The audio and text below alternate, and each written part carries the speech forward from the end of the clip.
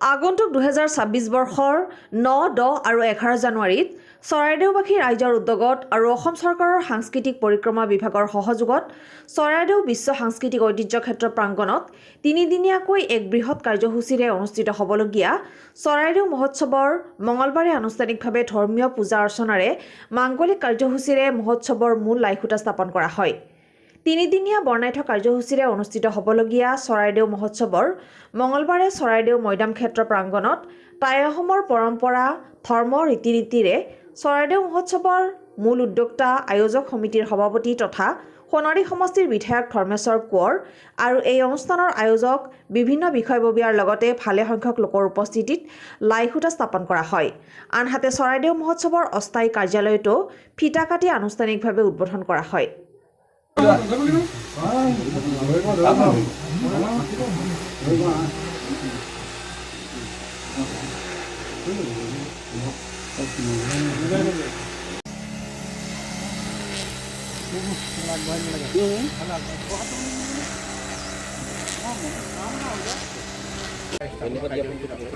লগতে তেখেতৰ কাৰণে উদযাপন সমিতি হৈ এখন ফুলাঙা মতে সমন্বয় গঠন কৰিছে।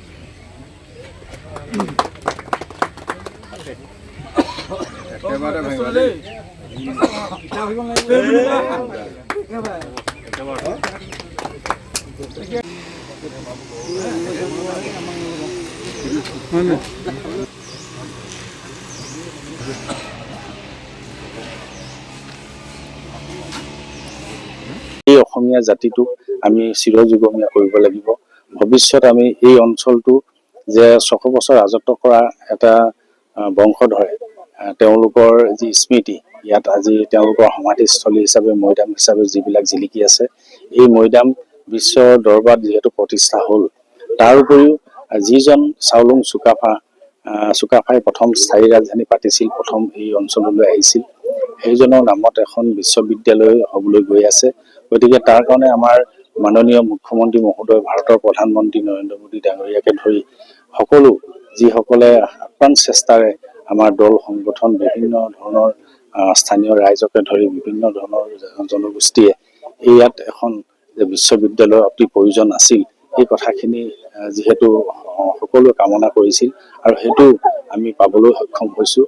আজি কিছুদিনৰ পাছত আমাৰ মাননীয় মুখ্যমন্ত্ৰী মহোদয়ে যিহেতু এই বিশ্ববিদ্যালয়খন স্থাপন কৰাৰ ক্ষেত্ৰত যিখিনি গুৰুত্ব দিলে, তাৰ কাৰণে আমাৰ এই বিশ্ববিদ্যালয়ে যিহেতু যেতিয়া স্থায়িত্ব পাব, সেই বিশ্ববিদ্যালয়খনো এটা আমাৰ যিসকল শিক্ষাৰ্থী আহিব, সেইসকল শিক্ষাৰ্থীয়ে বিশ্ববিদ্যালয়খনৰ বিষয়ে অন্ততঃ জানিব আৰু এই বিশ্ববিদ্যালয়খন যিজনৰ নামত উৎসৰ্গা কৰা হৈছে, সেইজন কোন আছিল, গোটেই কথাখিনি বিশ্বৰ বিভিন্ন প্ৰান্তৰ পৰা অহা শিক্ষাৰ্থীসকলে তাৰ গোটেই ইতিবৃত্তখিনি লৈ যাব।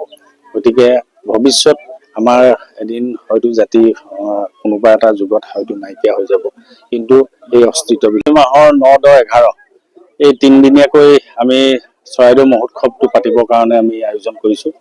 তাৰ কাৰণে আজি লাইখুঁটা স্থাপন কৰা হ'ল আৰু এই চৰাইদেউ মহোৎসৱটোৰ আমি 2015 চনৰ পৰা আমি আৰম্ভ কৰিছিলোঁ। এতিয়া 10মবাৰৰ কাৰণে আজি 10ম বছৰ হিচাপে আমি উদযাপন কৰিবৰ কাৰণে সিদ্ধান্ত ল'লোঁ আৰু সেয়েহে জানুৱাৰী মাহৰ 9, 10, 11 এই 3টা দিনত আমি দিন হিচাপে ধাৰ্য কৰিলোঁ। গতিকে আজি এই মহোৎসৱটোত সকলো জাতি জনগোষ্ঠী ধৰ্মাৱলম্বী লোকৰ লগতে আমাৰ বিভিন্ন দল সংগঠন সাংবাদিক বন্ধুসকল সকলোৱে সহযোগিতা আমি পাই আহিছোঁ আৰু এইবাৰো আমি তেনেধৰণে আমি সকলোৱে সহযোগিতা কামনা কৰিছোঁ যাতে এই মহোৎসৱটোৰ বহুল প্ৰচাৰৰ কাৰণে বিশেষকৈ সাংবাদিক বন্ধুসকল অতি প্ৰয়োজন। গতিকে তেখেতসকলৰ যোগেদি আমি আশা কৰিছোঁ আমাৰ এই চৰাইদেউ মহোৎসৱে অন্ততঃ অসমৰ লগতে সমগ্ৰ বিশ্বত যিহেতু বিশ্ব ঐতিহ্য ক্ষেত্ৰ হোৱাৰ কাৰণে আমাৰ চৰাইদেউ মহোৎসৱৰ এটা খোজ অন্ততঃ চৰাইদেউ মহোৎসৱে আগবঢ়াই দিছিল। গতিকে এই চৰাইদেউ মহোৎসৱটো আমি আজীৱন জীয়াই ৰাখিবলৈ আমি চেষ্টা কৰিছোঁ আৰু সেয়েহে আজি 10ম বছৰৰ কাৰণে আজি অনুষ্ঠিত কৰিছোঁ। ভৱিষ্যত আমি এই চৰাইদেউ মহোৎসৱ আমি জীয়াই ৰাখিব লাগিব, যাতে এই চৰাইদেউ মহোৎসৱৰ জৰিয়তে এই অঞ্চলটো বিভিন্ন ঠাইত বিভিন্ন ধৰণৰ উৎসৱ হৈ আহিছে, পাতি আহিছে, কিন্তু এই চৰাইদেউ মহোৎসৱটো এটা যে তাৎপৰ্য আছে আপোনালোকে সকলোৱে জানে।